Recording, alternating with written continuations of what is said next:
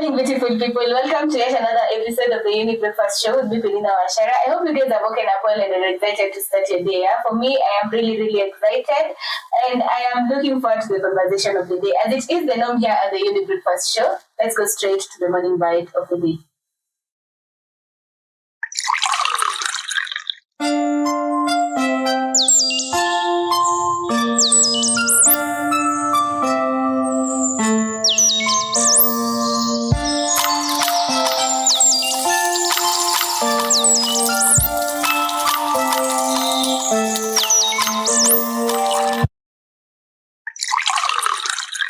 Today we'll be answering your questions, mostly for the conversations we've previously had on mental health. Yeah, remember you can always interact with us through our social media platforms, Younib _TV on Instagram, Younib Media TV on Facebook, and there's a number on your screen you can SMS or WhatsApp, 0719 144 144. Remember that this show is proudly brought to you by Miss Ashen and Younib organization, and we're trying to reach out to the community to ensure that we teach you on matters mental health. So if you want to book a session, you can always call the number 0700 352 250, and our own psychologist will be able to help you out for free. Yeah. So today, as you can see, I have the beautiful faces of our own psychologists, and they're here to help us actually answer the questions. In this mug, we have your questions that are written gracefully by our director. Yeah? And this is what we'll be using to answer the questions. Yeah. And as usual, you know, when we have question and answer, I pick random people. But before then, how is your morning taking you guys?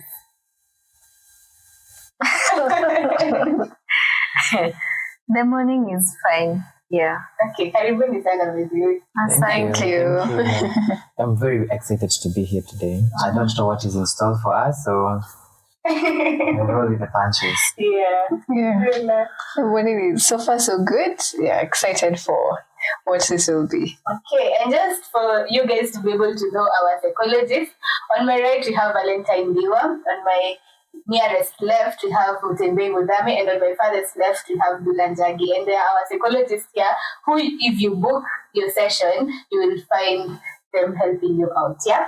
So are you guys ready? Yes, definitely. So we are shuffling them, and we get to answer the first question. And the person answering for us the first question is none other than Beulah, Njagi. And the question is, my parents constantly comment on my weight, making me feel insecure about my body. How do I deal with family members who contribute to body image struggles? That's a good question. That's a deep question. Because body image struggles are things that touch on, your identity. It can very easily become how you generally define yourself. And having an unhealthy view of your body means an unhealthy view of yourself, means an unhealthy relationship with food, can also mean, forming unhealthy relationships with other people, sometimes in the quest of, just that validation. And so I really empathize with, the person that wrote that question. Sometimes our parents mean it for good. It's just that the how that they say it itatoka in a way that unajua huyu hajawahi sikia kitu ya anything about mental health and how to put things nicely. Yeah. And so if they have a good relationship with the parents, being that I know when we think of parents in the African context, atakuambia, Mom, I don't like it when you wear, But these days, there are parents that are a lot more open, a lot more progressive. I think I also noticed that sometimes with age, you notice that the relationship changes with your parents, such that if you're, in your 20s, late teens, early 20s, it becomes easier to have dialogue where they understand that anyway, you're an adult. Their work is almost done now. It's just to guide and, support you through the decisions that you make. So if they're a safe space, you can actually tell them that you do not, it affects you when they say certain things about your body. Sometimes you can have that conversation about, what does health look like in this family? How can us as a family then create a healthy, culture? Perhaps it could be reaching out to help to them, saying instead of, constantly telling me about my body. How about you help me generate solutions? So that sometimes being body shamed is being told you're too small. So how can I, healthily gain weight? Or if they're telling you you're too big, okay, so help me in losing the weight. Who can go on walks with me? Who can, kind of create that system of accountability? So I think I would recommend, just if it's possible, have that dialogue as a family so that they understand the impact that it has on you, on your mind, on your body, on how you view yourself. If that's not possible, in the unfortunate situation that your family or your parents are not people that you can talk to like that, I think I would say it's important then to find a space that builds you up. So look at beyond just parents, who else counts as, a support system. Do you have friends that can lift you up? Do you have, a circle of people who they can hear you, they can lift you up, they can kind of almost, erase what it is that your parents are saying, and as well also being able to do that for yourself. What else can define you other than your body? So that even though they say that, you have a script that you can read to yourself and tell yourself up until you're able to maybe leave that situation with your parents. Okay, thank you. I hope that is of help to our viewer here. Next question. This is to be answered by Valentine. I got married young and now I feel like I missed out on experiences my single friends are having. How do you deal with feelings of regret or missing out after getting married young? Wow, that's an interesting question there about marriage. Yeah. I would say my advice to this young person who is feeling like it's a point of regret, for me, I would say it's up to that person to search within themselves, like, what were the reasons that maybe made you get married in the first place? Was it that you were forced into it? Because this is a person whom I feel like she feels like she is it a she or a he? I think so. Okay, she feels like she's missing out. So for me, I feel like probably it's somebody who was forced into that marriage, because even in marriage, it doesn't mean that there are things that you will not get to experience. So if she feels like maybe her friends are going out, her friends are doing activities that seem to be enjoyable within that relationship of her marriage, because she got married to somebody whom she loves, somebody whom she trusts. These are some of the things that probably she can get to talk to the partner and get to know, like, so that I cannot feel maybe I'm missing out. What can my partner and I do to get rid of that feeling? So probably maybe the partner and that lady are not maybe going for things like an outing or watching movies. So those are some of the activities that they can start engaging in, because I believe their friends are doing that, maybe going for swimming, and that is what is making her feel like, I'm missing out on the activities that my friends are enjoying. Marriage doesn't have to be like a prison. It's also a place where people can have fun. So my advice would be, talk to your partner, and some of the things maybe which you've seen in your friends that they are enjoying, you can also start enjoying them in that marriage. Yeah. Awesome. I hope that really helps out when it comes to this conversation, and that you are able to actually feel helped. Yeah. I want us to take a short break, and we'll be back with more concerning the conversation of the day. Please don't touch that dial. We'll be right back.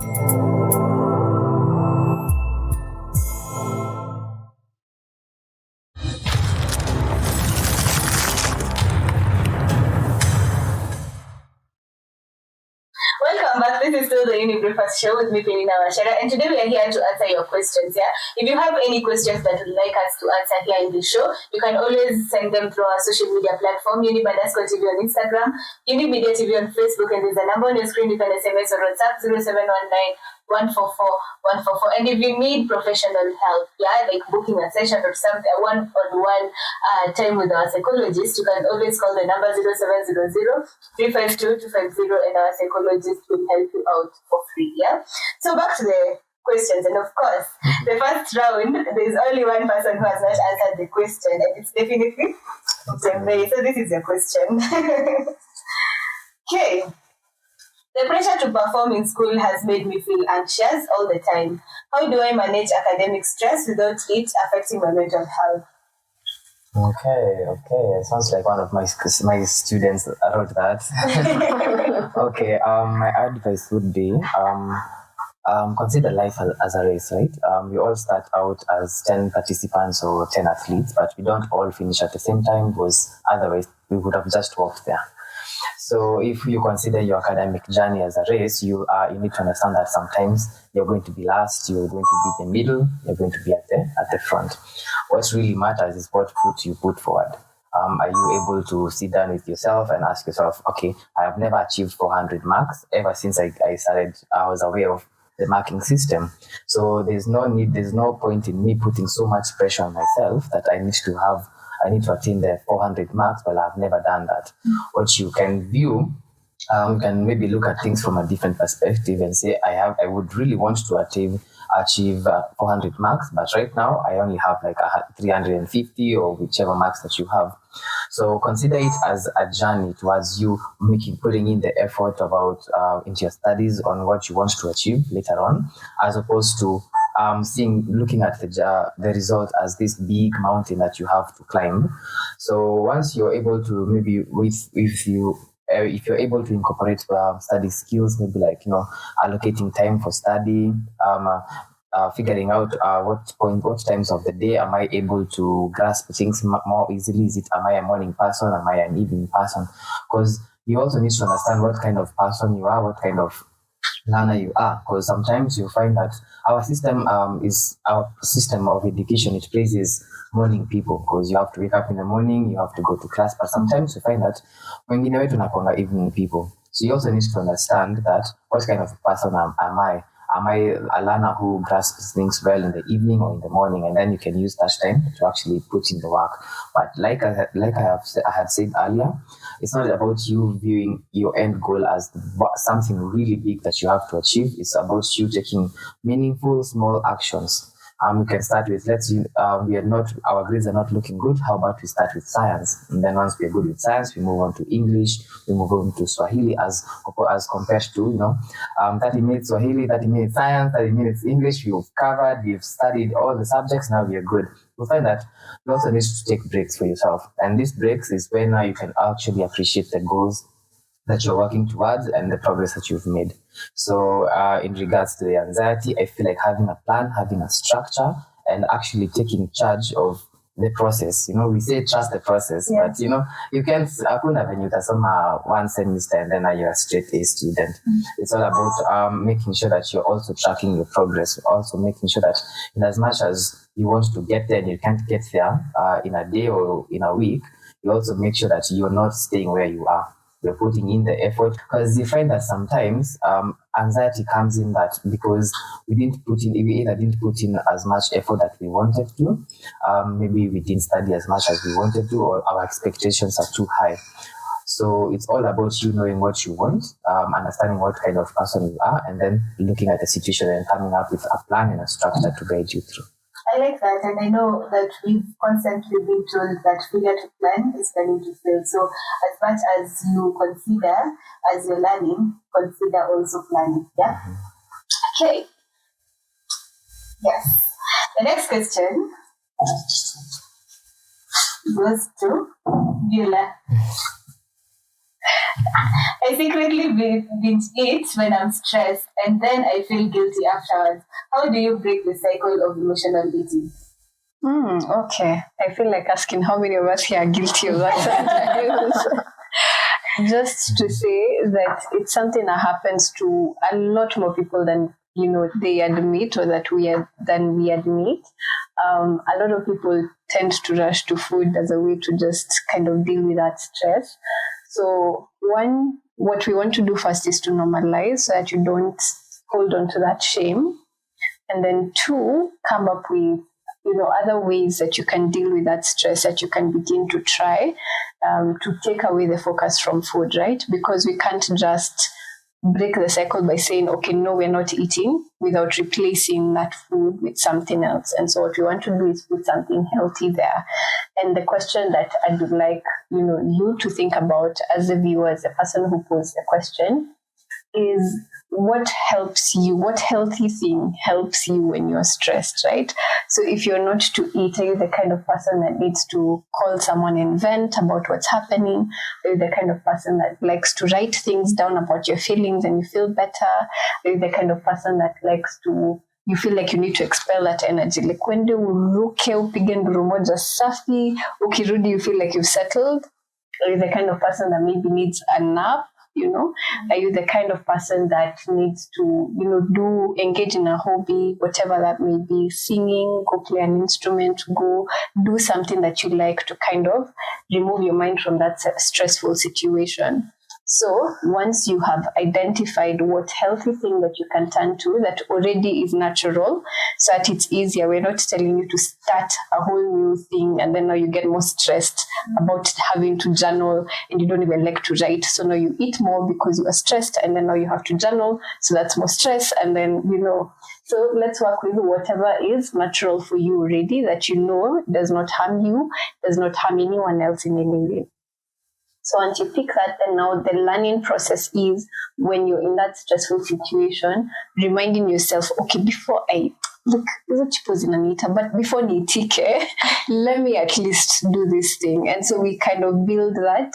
We slowly start to detach by replacing that eating with something healthy, the positive habit. Yeah, so that's a good place to start. And of course, if you feel like, sometimes there's more to the story than just I eat when I'm stressed. And so if you feel like you've probably done, what you've probably tried what I've just talked about, maybe it's a good time to have a conversation with, a professional. And so please feel free to reach out to the numbers, or, if you just know somewhere where you can get professional help, it might also help to understand yourself better. Yeah, thank you so much, and I hope that helps actually. And it's a good thing because most of us will always binge eat. Yeah. Next question, Valentine. But of course. Okay, it's a big one. I got married at 22. She's a marriage counselor now. Are you serious? Are you getting all the marriage questions? Maybe marriage is calling. Okay. I got married at 22 thinking love was enough, but financial struggles and unrealistic expectations made things difficult. How do you handle the financial struggles that come with getting married young, especially when both partners are still establishing their careers?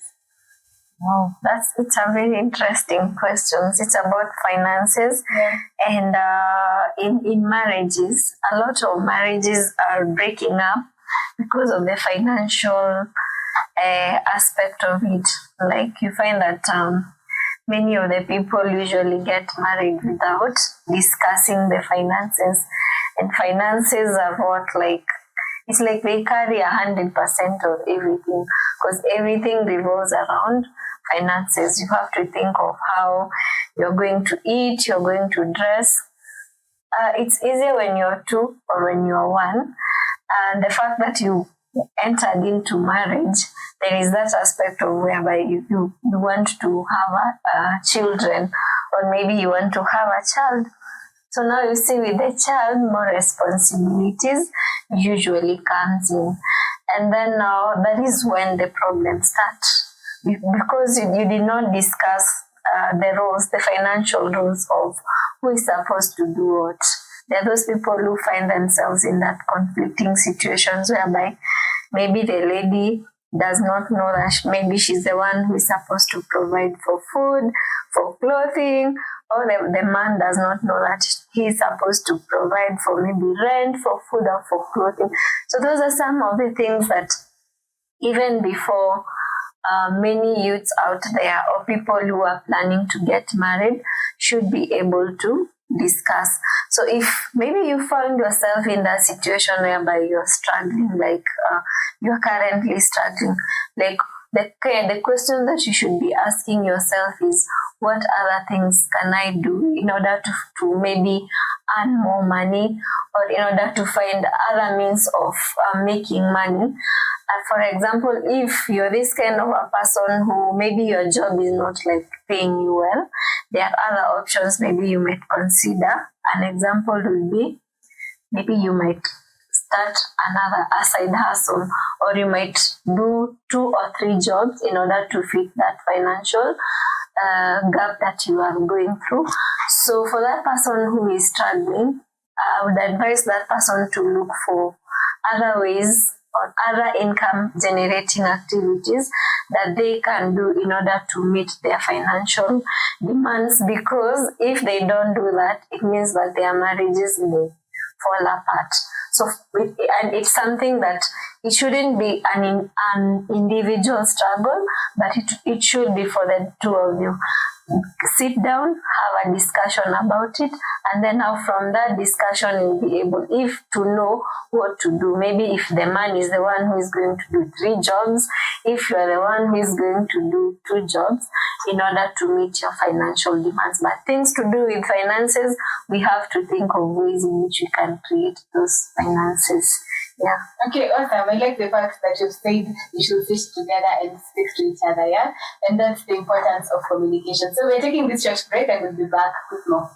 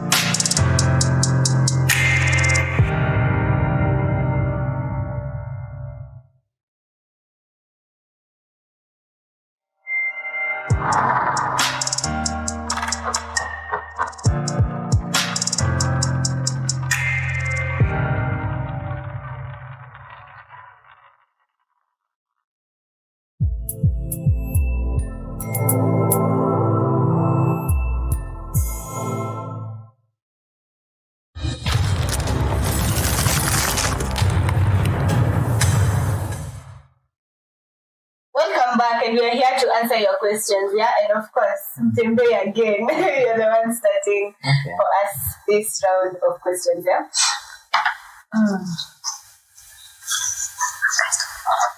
Okay, interesting. I love my partner, but we have completely different goals in life. I don't know if we should stay together or part ways.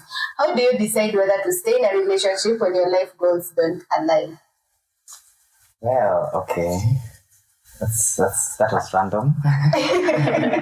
Okay, right off the bat, I would say whenever you're in a relationship, it's really important not just to consider what this other person's goals are or what, be it short term, be it long term, I feel like one of the most important things to ask yourself in a relationship is, how does this person make me feel? Because now once you're able to answer that question, do they make me feel seen? Do they make me feel heard? Do they make me feel cherished and loved? Then now you're able to deal with all these other things. Because at this point, when you get to the point where now you're even second guessing about the relationship, that means that you're already feeling like there's some skepticism over here. So it begs to ask the question: have you been feeling this all along? And are you feeling that the goals are not aligning simply because the way this person is making you feel, you don't feel heard, you don't feel cherished, you don't feel appreciated? Because in a relationship where somebody makes you feel that huyu ni mtu wangu, utaweza kumwambia, hey babe, hapa naona badala kale kademio siuze tuweke tukuku, tufikirie mambo ya mbele. But then if you're in a relationship with somebody who does not who makes you feel like, I'm not really sure about this or where we're headed, then maybe that's the first thing to ask yourself. What do I really want from this relationship, and what kind of person am I looking for? Because you find sometimes you get into a relationship with somebody, naingia ile honeymoon phase, lovey-dovey, post Instagram kila mahali, then unapata huyu mtu anaekanga stew before aeke mchele. So now you start realizing these small things. But now if this person makes you feel seen, makes you feel like this is a safe space for me to discuss about things in our relationship, then you're able to tackle these small things. So my advice to the viewer would be, sit down with your partner, tell them that this is what I've been feeling this for a while now, and maybe explain that why you've not brought it up maybe earlier. Maybe I felt like I had not been pushed to the edge, or maybe there's something that you did that made me feel that I cannot bring this up with you.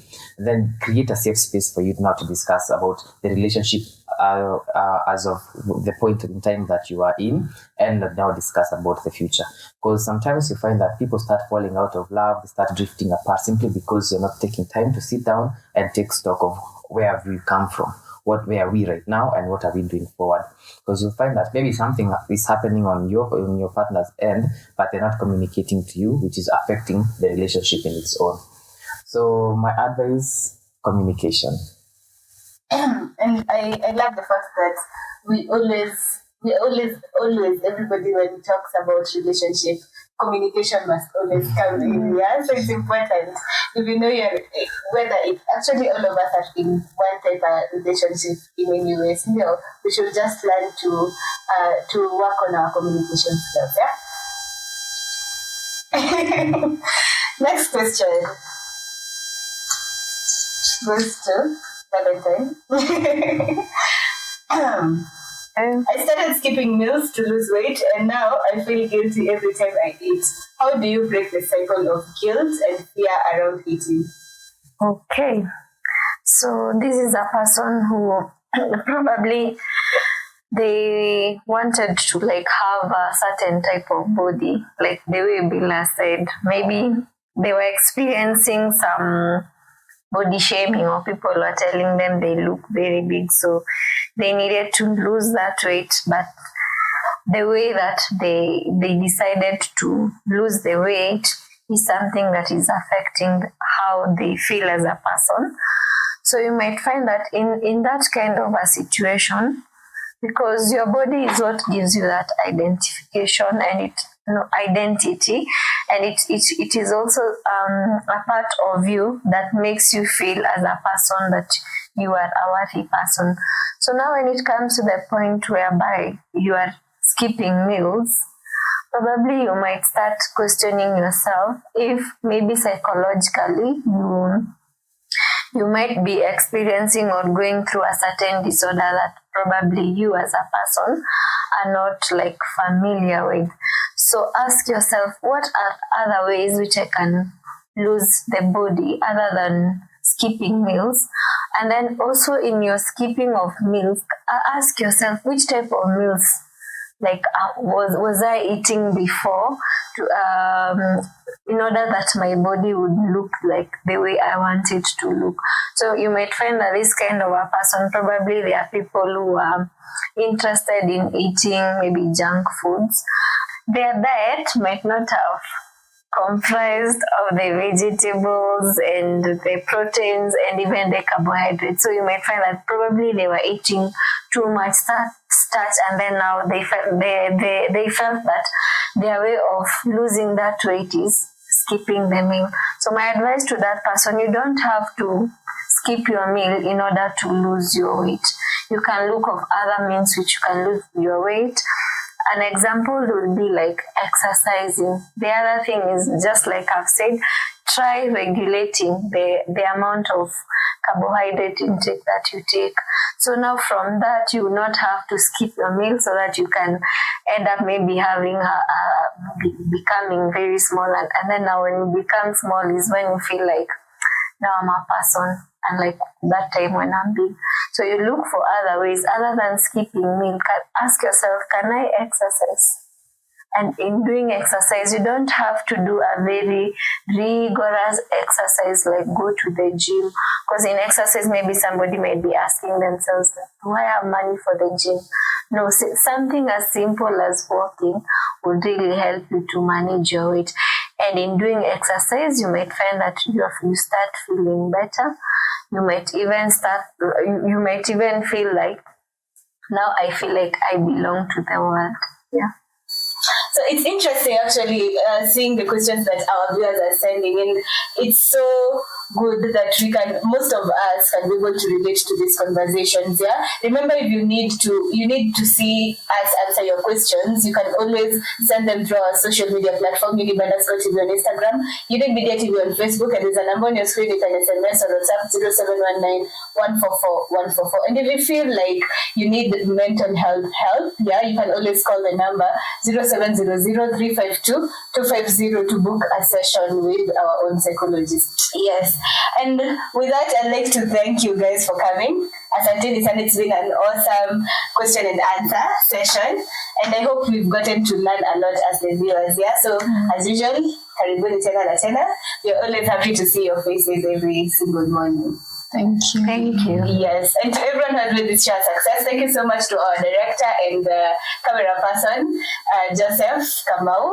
Today he has been our director and camera person. We also have Eunice, who has been our timekeeper, and our flow manager has been Rose Shaggy. So thank you for the work you've done. Yeah, and to you, our viewers, thank you for sending us your questions. Thank you for always being there to share the conversations to people who need it. And until next time, do have yourselves a beautiful day ahead. Goodbye.